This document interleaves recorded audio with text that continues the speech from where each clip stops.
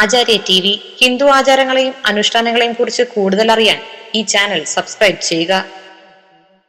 ഇന്നത്തെ എൻ്റെ ജ്യോതിഷ വിഷയത്തിലേക്ക് എല്ലാവർക്കും സ്വാഗതം. ഇന്ന് ഞാൻ പറയുന്ന ഒരു വിഷയം, കടം മാറാൻ ചെയ്യേണ്ടതുണ്ട്. കടം മാറാൻ ചെയ്യുക. നിങ്ങൾക്ക് കടം ഉണ്ടാവും. ഇപ്പോൾ കടമില്ലാത്തവർ വളരെ ചുരുക്കം അപൂർവം പേരുള്ളൂ, ഇല്ലേ? ലോൺ എടുത്തവരുണ്ടാവും, വ്യക്തിപരമായി കടം മേടിച്ചവരുണ്ടാവും, ബാങ്കിൽ നിന്ന് ലോൺ എടുത്തവരുണ്ടാവും, ബ്ലേഡ് പലിശക്ക് കാശ് എടുത്തവരുണ്ടാവും, അല്ലെങ്കിൽ ബ്ലേഡ് കമ്പനിയിൽ നിന്ന് കാശ് എടുത്തവരുണ്ടാവും, ഇല്ലേ?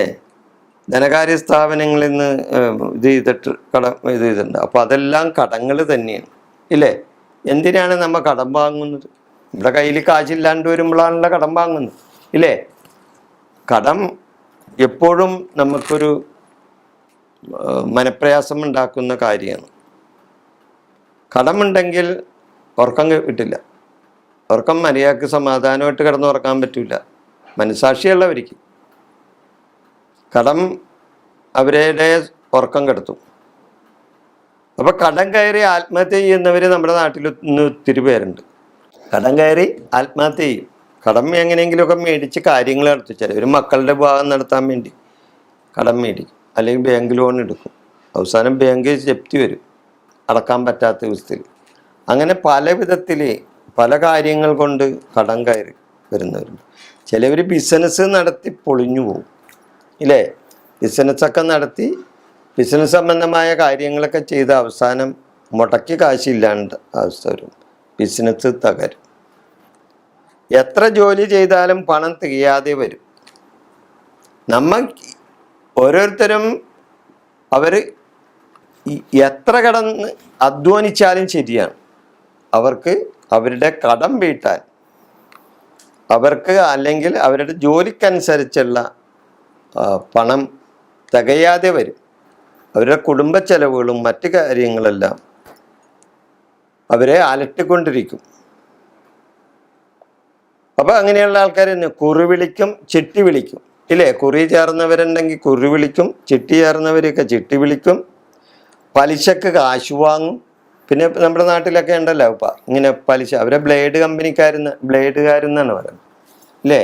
Super blade. അപ്പോൾ അവർ ഇങ്ങനെ 100ക്ക് ഇത്ര രൂപ പലിശ എന്നൊക്കെ പറഞ്ഞ് ബ്ലേഡ് പലിശ മേടിക്കുന്നവർ. അപ്പോൾ അവിടെ നിന്നൊക്കെ കിട്ടാവുന്ന സ്ഥലത്ത് നിന്നൊക്കെ ആൾക്കാർ മേടിക്കും. കാരണം എന്താണെന്നറിയാം, എങ്ങനെയെങ്കിലും അവർക്ക് അന്നേരത്തെ കാര്യം ഒന്ന് കണ്ടാൽ മതി. പിന്നെയുള്ള കാര്യമല്ലേ, അത് നമുക്ക് വീട്ടാം എന്നുള്ള ധൈര്യം ഉണ്ടാവും. പക്ഷെ അവസാനം അവർക്ക് വീട്ടാൻ പറ്റാണ്ട് വരും. അപ്പോഴാണ് ചിലർ കയറെടുക്കുന്നത്, അല്ലെങ്കിൽ ആത്മഹത്യ ചെയ്യുന്നത്. അതേപോലെ തന്നെ ചിലവർ ആവശ്യമില്ലാത്ത, കൂടുതലും മിക്കവരും ഈ ആർഭാടങ്ങൾക്ക് വേണ്ടിയാണ്. ആർഭാടങ്ങൾ നടത്താൻ ഈ കാശ് കടം വരുത്തി വെക്കുന്ന ചില ആൾക്കാരുണ്ട്. കുടുംബത്തിലെ ആർഭാടങ്ങൾ ഉണ്ടാക്കും. അതായത് ഇപ്പം എൻ്റെ അയൽവക്കക്കാരൻ നല്ലൊരു പെര പണിതാൽ അതിനെക്കാട്ടും നല്ലൊരു പെര പണിയണമെന്നാണ് ഇവൻ്റെ ആഗ്രഹം. അല്ലെങ്കിൽ അവനൊരു കാറ് മേടിച്ചാൽ അതിലും നല്ലൊരു കാറ് മേടിക്കണമെന്നാണ് ഇവൻ്റെ ആഗ്രഹം. അല്ലെങ്കിൽ അവനൊരു സ്കൂട്ടർ മേടിച്ചാൽ അതിനെക്കാട്ടും നല്ലൊരു സ്കൂട്ടർ മേടിക്കണമെന്നാണ്. അപ്പോൾ ഓരോ മനുഷ്യൻ്റെ ആഗ്രഹങ്ങളാണ് ഓരോ മനുഷ്യരെ കടക്കാരനാക്കി മാറ്റുന്നത്. ചിലർ കയ്യിൽ കാശ് ഇല്ലാണ്ട് വരുമ്പോൾ ബാങ്ക് ലോൺ എടുത്ത് നല്ല അമിതമായ പലിശക്കൊക്കെ ബാങ്ക് ലോൺ എടുത്താണ് ഈ പെരപണി തുടങ്ങുന്നത്, പെരപണി ചെയ്യുന്നത്. അപ്പം കിട്ടാവുന്നിടത്തു നിന്നൊക്കെ കാശും മേടിച്ച് ഈ വലിയ പെര അങ്ങോട്ട് ഉണ്ടാക്കും. അപ്പം മറ്റുള്ളവർക്കൊക്കെ ഇവൻ വെച്ചിരിക്കുന്ന വലിയ പെരയാണല്ല എന്നുള്ള ഒരു ചിന്ത വരും, ഇല്ലേ? ഇവന് ഇതിനുള്ള വരുമാനം ഉണ്ടാ, ഇവൻ ഇത്രയും വലിയ പെര പണിയാണ്. ചിലപ്പോൾ കാശുണ്ടായിട്ടായിരിക്കും. എവിടെ? ബാങ്ക് ലോൺ എടുത്തിട്ടാണ് ഇവൻ ഈ പെര പണിയുന്നത്. അവസാനം ബാങ്കിൽ കാശ് കൃത്യമായിട്ട് അടക്കാണ്ട് വരുമ്പോൾ ബാങ്ക് ജപ്തിയാവും. ബാങ്കിൽ നിന്ന് ജപ്തി ഓർഡർ വരും. ഇവനെ സംബന്ധിച്ച് പിടിച്ചു നിൽക്കാൻ പറ്റാത്ത അവസ്ഥ വരുമ്പോൾ വലിയ അഭിമാനിയൊക്കെ ആയിരിക്കും. ആ സമയത്ത് ഇവൻ എന്താ ചെയ്യണ്? വലിയ പെര ഉണ്ടാക്കി വെച്ചിട്ട് അവസാനം കയറേ തൂങ്ങും, അല്ലെങ്കിൽ ഏതെങ്കിലും വിധത്തിൽ ആത്മഹത്യ ചെയ്യും. ഇതൊക്കെ സാധാരണമായിട്ട് കാണുന്ന കാര്യങ്ങളാണ്. അപ്പോൾ ചിലവർക്ക് വസ്തു ഉണ്ടെങ്കിൽ ചിലവർ വസ്തു വിൽക്കും ആ കടം തീർക്കാൻ വേണ്ടി. വസ്തു ഇല്ലാത്തവരാണെങ്കിൽ അവർ ചിലപ്പോൾ കൂട്ടുകാരെ സമീപിച്ചെന്ന് പറയും, എടാ ഇത്തിരി പൈസ താ, എൻ്റെ ബാങ്കിൽ ഇങ്ങനെ വരെയാണ്, കടം കൂട്ടിക്കൂട്ടി വരികയാണ്, അല്ലെങ്കിൽ ജപ്തി വന്നിരിക്കുകയാണ്. ചിലവരെ കൊണ്ടൊന്ന് ആധാരം കൊണ്ടൊന്ന് പണയം വെക്കും, അവസാനം ആധാരം അവരുടെ കയ്യിലാവും. അങ്ങനെ പലതും ഇങ്ങനെ കാര്യങ്ങൾ ഓരോരുത്തർ ചെയ്യുന്നതിൻ്റെ ഫലമായിട്ട് കടം കയറും ഇല്ലേ. അപ്പം കടം മാറാൻ നമ്മ എന്താ ചെയ്യേണ്ടത്? ഒരു സുപ്രഭാതത്തിലൊന്നും നിങ്ങളുടെ കടം മാറിയെന്ന് വരില്ല. അല്ല ലോട്ടറി അടിക്കണം ഇല്ലേ. അഥവാ ലോട്ടറി അടിച്ചാലും ഇപ്പം ലക്ഷക്കണക്കിന് ടിക്കറ്റിൽ ഒരാൾക്കല്ലേ അത് ഏറ്റവും കൂടുതൽ പൈസ കിട്ടുള്ളൂ ഇല്ലേ. ഭാഗ്യക്കുറിയിൽ 1-ാം സമ്മാനം ഒരാൾക്കല്ലേ കിട്ടുള്ളൂ, എല്ലാവർക്കും 1-ാം സമ്മാനം കിട്ടും ഇല്ല. അപ്പോൾ ലോട്ടറി അടിച്ച് ഭാഗ്യം കിട്ടുമെന്ന് കരുതി ചിലപ്പോൾ അങ്ങനെ കാശ് ദൂർത്തടിക്കുന്നവരുണ്ടാവും ലോട്ടറി എടുത്ത്. എങ്ങനെയായാലും ശരിയാണ്, ഒറ്റ ദിവസം കൊണ്ടൊന്നും നിങ്ങൾക്ക് നിങ്ങളുടെ കടം മാറ്റാൻ സാധിച്ചെന്ന് വരില്ല. അതിനെന്താ ചെയ്യേണ്ടത്? ഞാൻ പറയുന്ന ഈ കാര്യങ്ങൾ നിങ്ങളൊന്ന് ചെയ്ത് നോക്ക്, ഫലം ഉണ്ടാവും. ആത്മാർത്ഥമായിട്ട് ഈ ഫലം ഉണ്ടാവും. നിങ്ങൾ ആത്മാർത്ഥമായിട്ട് കാര്യങ്ങൾ ചെയ്യണം, ചെയ്താൽ ഫലം കിട്ടും. എന്താണ്? വ്യാഴാഴ്ച ദിവസം വിഷ്ണു ഭഗവാനെ നിങ്ങൾ ദർശിക്കണം.